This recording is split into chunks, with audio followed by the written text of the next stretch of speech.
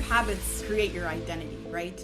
It's very difficult to desire a goal when the habits or the lifestyle that you live don't match that goal. And so many of us that are thinking about creating a transformation in our health and fitness, and New Year being one of the most popular times to do that, generally we have a goal to release weight. We're so fixated on that goal, we're so fixated on the outcome of the goal that we don't think about what we're going to do to get there, and more importantly, what we are going to do to stay there once we get there. When we are focused on an outcome, we will do anything possible in order for us to achieve our goal. So it doesn't matter how I release those 20 pounds as long as I do.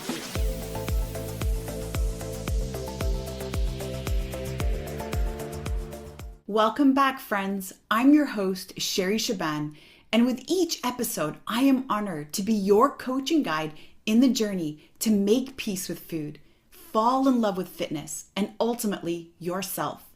My intention in each episode is to help you release the old story of who you are and step into the one you're always meant to be. We'll challenge conventional diet and fitness culture and understand the importance of tuning out all the shoulds they tell us to do and tuning into our own inner wisdom instead. What you focus on, you create more of. Through these conversations, you'll shift your focus from what you're supposed to be doing to who you want to be, so that health and fitness and ease around food is not just what you do, but who you are. And if you find that this conversation resonates with you today, then I want to invite you to join our free Make Peace with Food Facebook community at myfoodfreedomlifestyle.com, where you can connect with me and my team directly and access all the free trainings and resources we have for you so you can regulate your nervous system and make peace with food. And then also remember to share this episode with someone who you think needs to hear this today. The links are in the show notes. If you're listening to today's episode and you feel like food and dieting and weight and body image has completely taken over your life, has complete power over you, I hope this conversation brings you the comfort and inspiration that you're searching for. And remember, you're not alone. Healing is possible. If you've ever felt like you know exactly what to do, but you just can't bring yourself to do the things that you know to do, then I want to invite you to join me during my 3-day Break the Cycle Masterclass, where I'm going to be talking about how to overcome binge eating and emotional eating and how to regulate your nervous system so that you're no longer engaging in these unwanted eating behaviors. And this isn't a 3-day masterclass on weight loss, by the way. This is a 3-day masterclass on understanding how to break free from the cycle that's resulting in the side effect of weight gain. And that's the big difference, because you know this by now, that repeating the same thing over and over again, expecting a different result, is called insanity. You know that dieting doesn't work. You know that it's not about hard discipline and getting yourself to be on another plan or hiring a nutritionist to tell you what to eat. You know all the things. Heck, I bet you can even write a book on all the things. But what you do want to uncover is, why is it that you continue to sabotage? Why does it feel like you're always on the wagon or off the wagon? And that's exactly why I'd love for you to join me during this 3-day Break the Cycle Masterclass that I'm giving completely free. Now you can register at sherryshaban.com/break the cycle. Again, sherryshaban.com/break the cycle. Again, it's completely free to join. And the goal during these 3 days together is to uncover why it is that you continue to engage in unwanted eating behaviors, even though you know exactly what to do. sherryshaban.com/break the cycle. All right, now let's get into it. Your habits create your identity, right? It's very difficult to desire a goal when the habits or the lifestyle that you live don't match that goal. And so many of us that are thinking about creating a transformation in our health and fitness, and New Year being one of the most popular times to do that, generally we have a goal to release weight, right? And we're so fixated on that goal, we're so fixated on the outcome of the goal, that we don't think about what we're going to do to get there, and more importantly, what we are going to do to stay there once we get there. When we are focused on an outcome, we will do anything possible in order for us to achieve our goal. So it doesn't matter how I release those 20 pounds as long as I do. And oftentimes we choose methods that are not safe because we're always looking for that quick fix. We live in a fast-paced society. We want instant gratification. We don't want to put in a lot of effort, but we want those results right away. And so that may work out for the short term. We may end up releasing that weight, but we've never really built that lifestyle, those habits, and more importantly, that identity that will help us to become that person. So when I work with people, I help them reframe that goal. And instead of focusing so much on the outcome, the question then becomes, well, what do I have to do to become a person who is 20 pounds lighter? And now I can start looking at the different areas of my life. A person who's 20 pounds lighter probably eats differently than I do, probably moves around a little bit more, maybe is around a different social environment. And all of these things now become little habits or little goals that I can tackle and create in my life. So instead of thinking about this huge goal of just releasing those 20 pounds, I can now focus on, well, what can I do on a daily basis in order for me to get one step closer to that ultimate outcome? Yeah, and that makes sense. And kind of also what I hear you say, it's the journey. Yeah. It's finding the happiness and the growth in that journey. Because if you're okay with that journey, you can continue to have journeys and stay focused on, okay, I want to be healthier. I want to lose weight, to be at a healthier weight, but it's a journey that I know how to control and know how to adapt to my lifestyle that allows me to achieve those goals. And big or small, it's really the journey that we have to develop and find out what works for us, our motivations, our lifestyle, our environment, like you said. Right, right. And this journey is also very enjoyable. And I believe that we for the most part miss that point. Again, we're so focused on that outcome that we're not enjoying what we are really doing. And we're not celebrating every single win. You know, every time we show up for a workout that we've committed to, that's a win. Even Yeah. if the output was not as great as we desired. If we scheduled a run and we didn't end up running as fast as we wanted to, that's still a win. And we have to honor that and we have to celebrate that and not focus on how slow we were going or that it wasn't our best run. And in general, that is where we're fixated. We're always fixated on the lack. We're fixated on the scarcity, what we're not doing yet. And that takes away from that encouragement, that self motivation to continue to commit in the long term. Yeah. And it's true. It's very important that we work on our mindset. I imagine when you're working with clients, you probably get people of all different backgrounds. Are there certain steps that you take them through to determine what little habits they can change? Do you look at, different aspects of health? Kind of what is your process? Right. So every single person is very unique in their approach to how they want to start that journey. And we have a tendency to constantly compare ourselves with others. And the first thing we have to do is think about what is right for us, what is best for us. You know, I personally don't believe that there is one diet that fits all. Yes, absolutely. We have those core principles about focusing on whole foods, removing the inflammatory foods, which is where we all should start from, and obviously removing the processed foods. But understanding that our body works a certain way. And in my case, let's say with my back injury, I also have to show up to my workouts a certain way. I have to adapt my training a certain way. And so when we're in this place where we're constantly comparing ourselves with others, we're comparing ourselves with people who have maybe done it longer than we have, then it also becomes very discouraging. But it is all going to come down to why you want to do something. And that truly is the strongest driving force. Why do you want to release weight? Why do you want to create fitness goals this year? Is it because other people are doing it? Is it because somebody made a comment?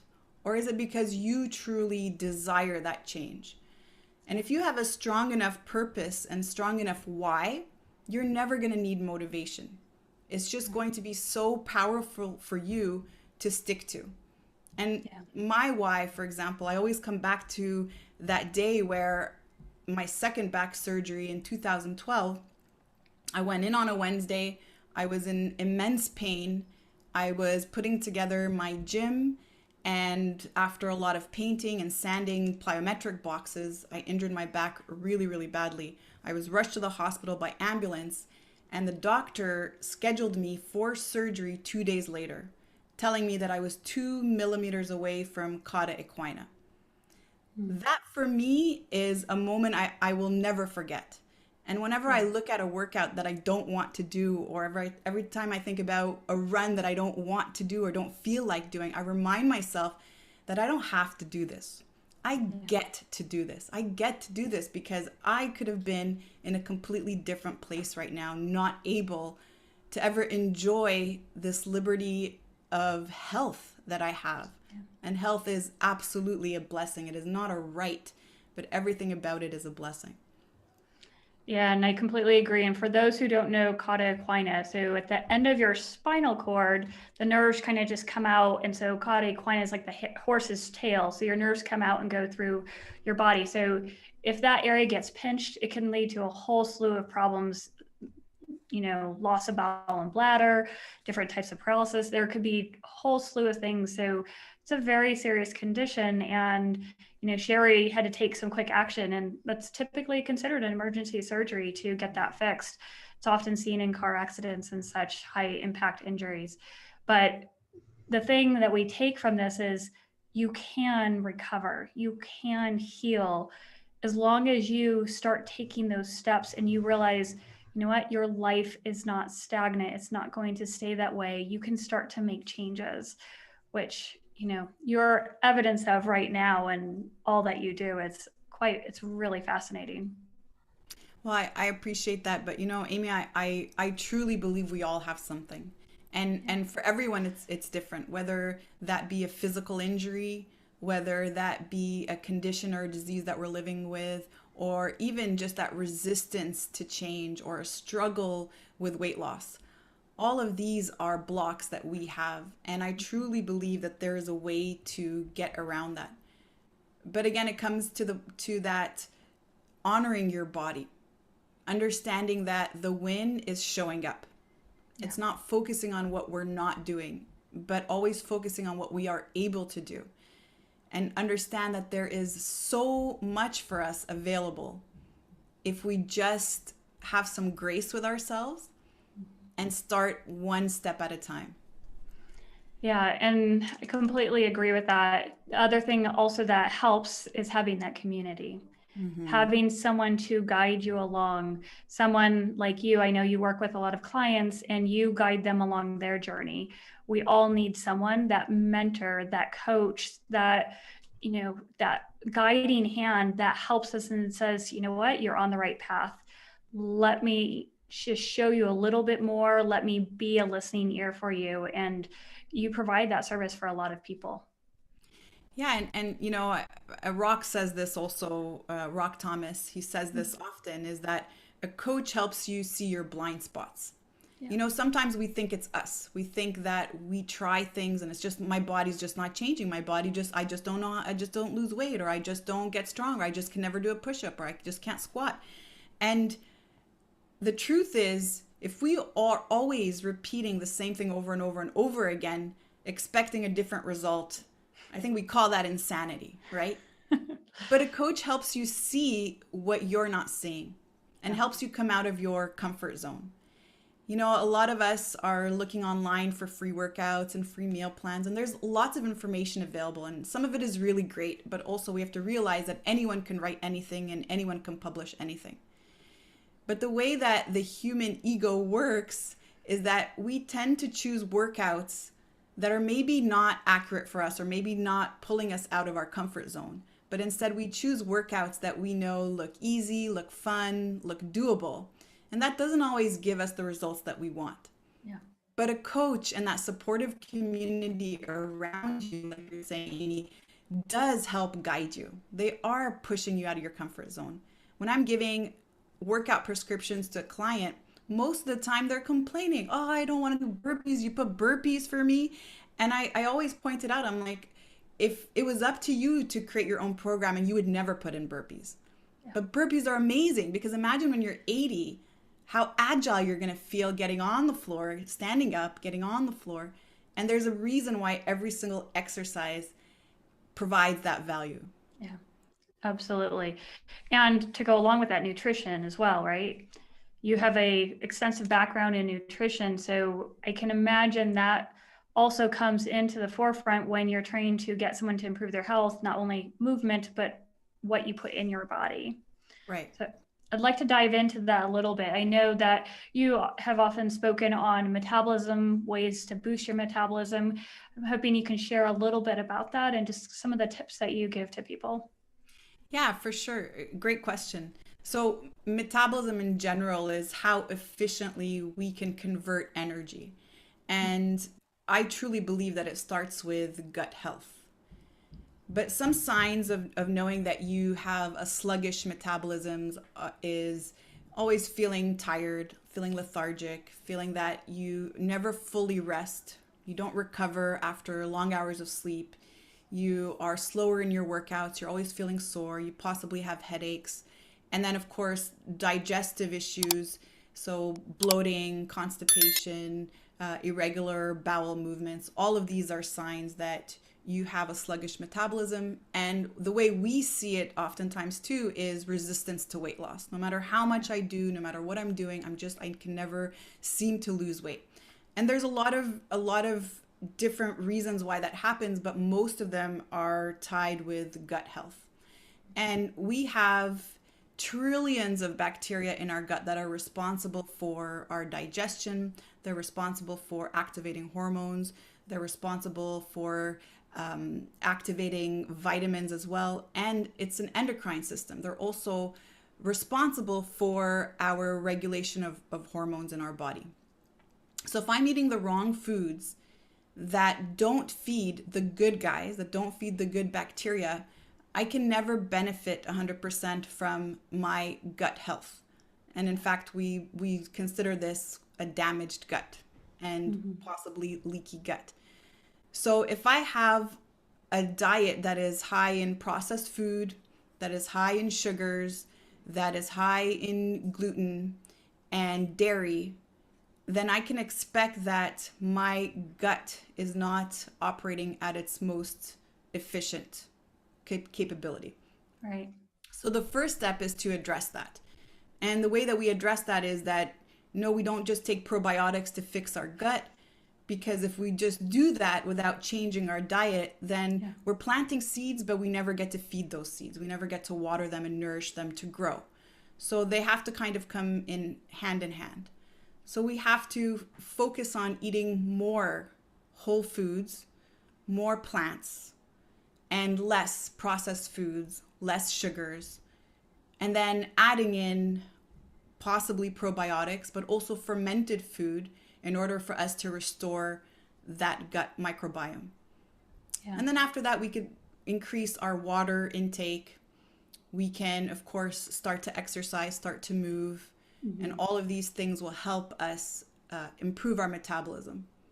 Yeah, those are some great tips. I'm curious with what you think about this. So lately, I've switched to having my biggest meal of the day at lunchtime. Mhm. So instead of having a big dinner, having it at lunchtime, and then going for a walk in the evening after I'm done with working with clients all day. I go for a walk, then I make dinner, and I have a very small meal. And I noticed big shifts in my weight. It dropped like very quickly, 10 pounds, just like that. And it was because, I wasn't eating this huge meal and then going to bed. I ate in the middle of daytime till I was full, even stopped before I was full, just let it satiate, let my digestive tract take over.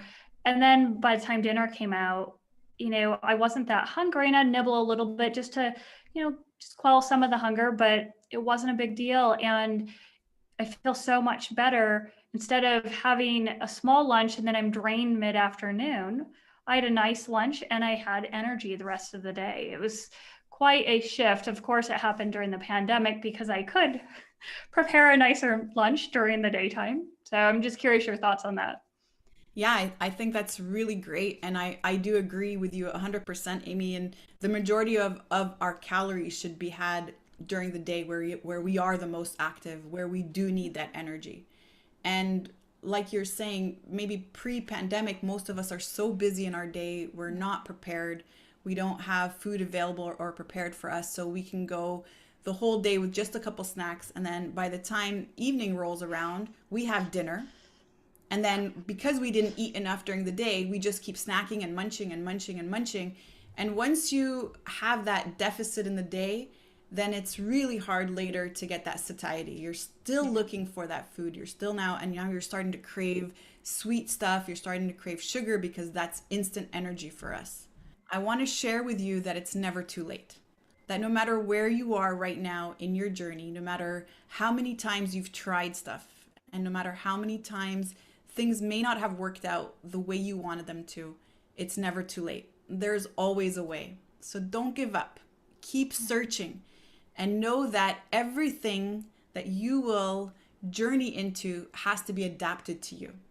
You have to find the joy in this, and you have to find something that is sustainable for you.